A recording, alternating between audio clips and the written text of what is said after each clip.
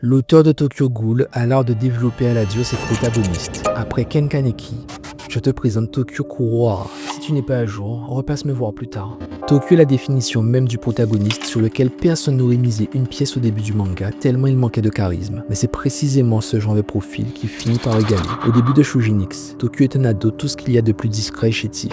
Il se repose entièrement sur Azuma, son meilleur ami, et s'installe confortablement dans son rôle de sidekick. Sauf qu'un drame va les forcer tous les deux à s'injecter du sérum pour survivre. Quand Tokyo le vautour apparaît pour la première fois, le résultat est presque ridicule. Il enchaîne les bourdes, il est maladroit. Bref, en tant que Shujin comme en tant que protagoniste, il fait un peu pitié. Mais l'auteur est malin. À travers son mode chaotique, il nous promettait déjà les abysses.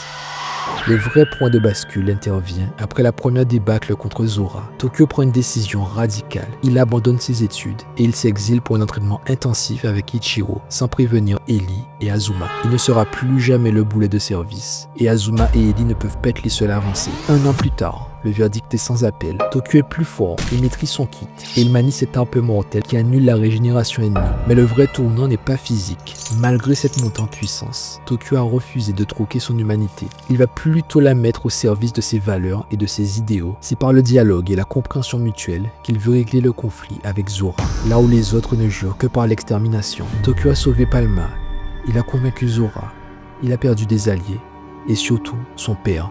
Mais aujourd'hui, il se tient en première ligne pour contrecarrer l'invasion de Gelta 2. Azuma est formel, Tokyo est le Shujin le plus puissant de Nanaso. Le faire-valoir est devenu un fer de lance. Comme je disais en intro, Tokyo est le genre de protagoniste sur lequel on n'avait pas envie de miser au départ. Et pourtant, je suis tellement heureux d'avoir attendu que l'investissement soit aussi rentable. Au début du récit, Tokyo rêvait secrètement de voler librement dans le ciel comme les oiseaux. Son rêve est devenu une réalité, le manga Shujinix.